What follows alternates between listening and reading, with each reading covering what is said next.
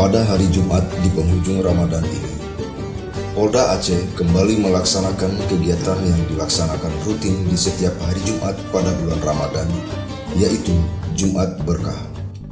Dalam kegiatan ini, Polda Aceh memanfaatkan kesempatan ini untuk membagikan sembako kepada para petugas parkir, petugas kebersihan, serta ibu-ibu kaum duafa tersebut.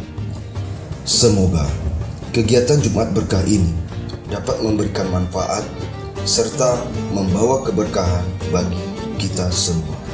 Besar sekali saya berterima kasih istimewa. Saya mengharapkan sebuah kebaikan.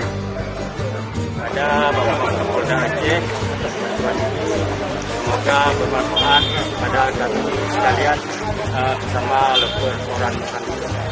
Terima kasih banyak atas bantuan yang diberi menghijau kepada semua masyarakat yang kurang mampu.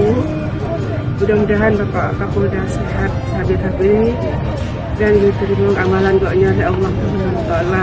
Amin ya Allah, ya rabbal alamin.